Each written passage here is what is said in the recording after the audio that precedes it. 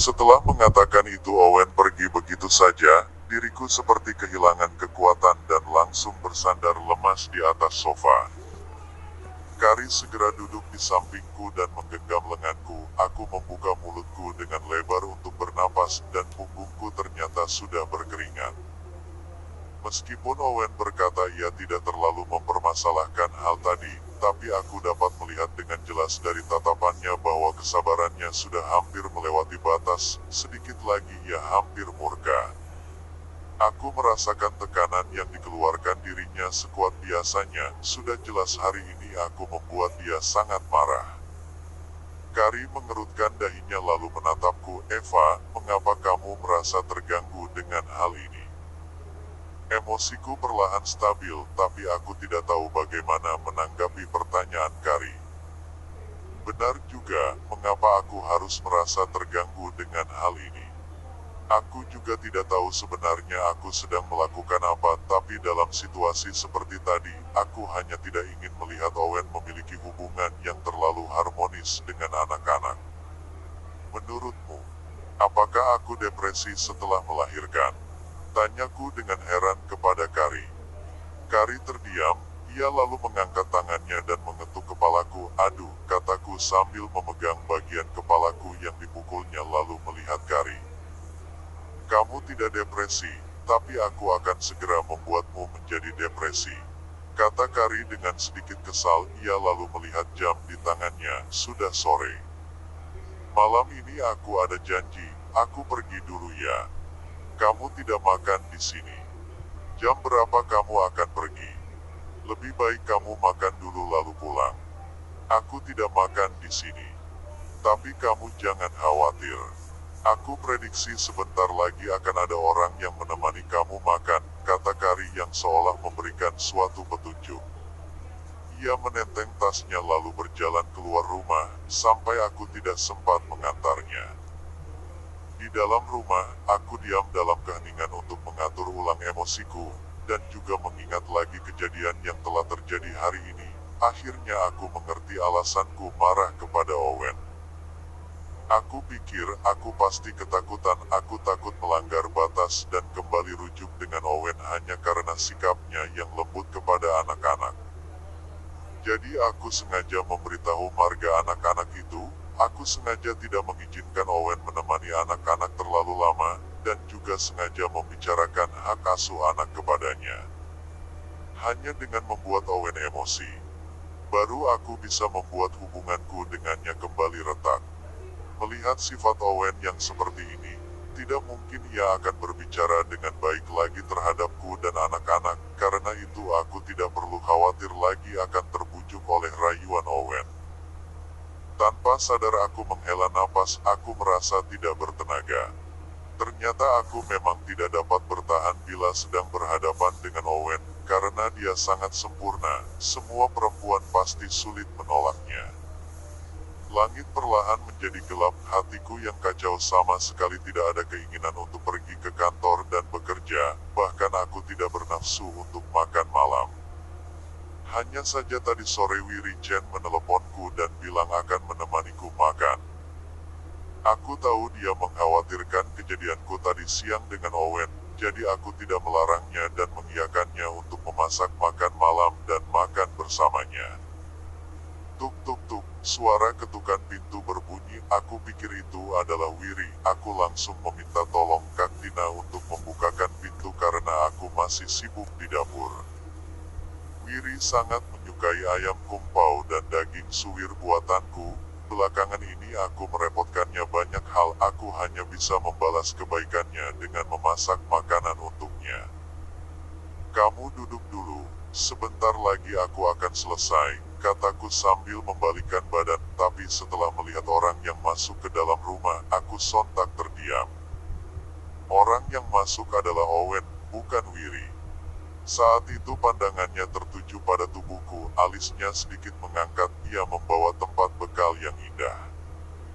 Tiba-tiba aku teringat perkataan Kari, ia bilang malam ini akan ada orang yang datang untuk menemaniku makan, apakah dari awal sudah bisa ditebak kalau Owen akan datang? Kamu sedang menunggu orang, kata Owen dengan nada datar dan bukan nada ada seperti orang yang bertanya. Aku heran, benar-benar tidak menyangka Owen yang tadi siang begitu marah sekarang ia masih bisa datang kembali.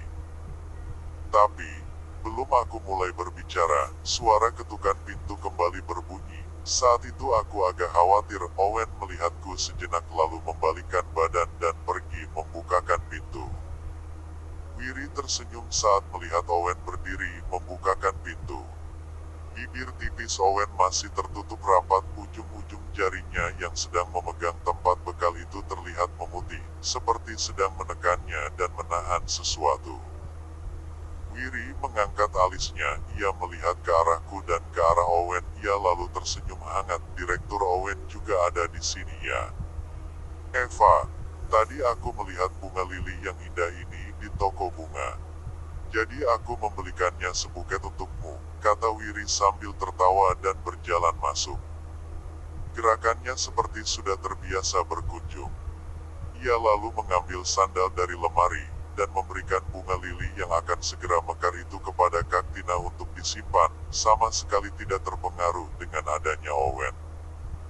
Aku sedikit canggung, tidak sengaja melihat ke arah Owen dan melihat mukanya seperti tertutup oleh awan mendung. Kedatangan Owen sungguh tidak tepat, aku sedikit ragu apakah ingin menyuruhnya pergi. Melihat raut wajahnya yang suram aku tidak berani berkata apa-apa. Tapi dengan datangnya Wiri dan Owen secara bersamaan aku benar-benar merasa tidak nyaman. Apakah Direktur Owen datang untuk membicarakan kontrak? Sekarang sudah bukan waktunya bekerja. Meskipun Eva adalah karyawan di perusahaanku, tapi aku bukanlah bos yang akan memberi tekanan berlebihan kepada karyawan, kata Wiri melihat Owen sambil tersenyum. Aku tidak tahu berapa lama Wiri sudah berkecimpung di dalam dunia bisnis. Tapi perkataannya tadi membuat jarakku dengan Owen menjadi semakin lebar dan langsung membuat seolah aku dan Owen sedang berhubungan untuk kerja sama bisnis. Direktur Owen, masalah kontrak lebih baik besok saja dibicarakan lagi, kataku menyambung perkataan Wiri dengan tidak berani menatap Owen. Aku berbalik dan ingin menghindar ke dapur, tapi khawatir Owen akan marah lagi. Sudut mataku melihat dengan jelas tangan besar Owen sudah memperlihatkan dengan jelas urat-uratnya. Ia menggenggam tempat bekal di tangannya itu dengan erat, aku sangat khawatir dia akan langsung melemparkannya ke lantai. Hanya saja, yang tidak kuduga adalah Owen malah tertawa menanggapinya. Aku datang bukan untuk membicarakan pekerjaan. Aku hanya ingin ikut makan, kata Owen sambil berjalan beberapa langkah hingga berada di sampingku. Aku terdiam karena tidak menyangka Owen akan tebal muka berkata seperti itu, tapi ia sudah berada di hadapanku, jadi aku terpaksa mengangkat kepala dan melihatnya. Dia memberikan tempat bekal itu kepadaku, ini adalah produk dalam negeri. Bibi Wang sengaja menyuruhku membawa ini agar kamu bisa mencicipinya. Mendengar Owen membicarakan Bibi Wang, hatiku terkejut, lalu segera mengulurkan tangan.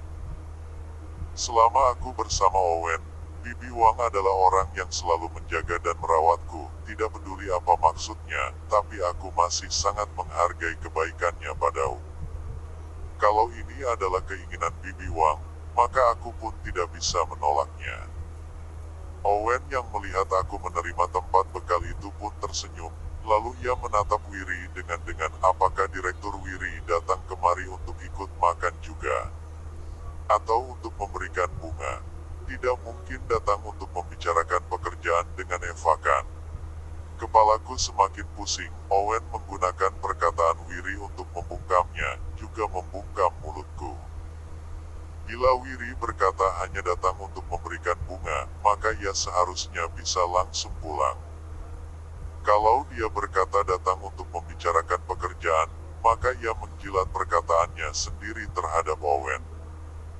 Tapi kalau Wiri berkata ia datang untuk ikut makan, maka Owen dan dia tidak ada bedanya, keduanya memang ingin tetap berada di rumah itu.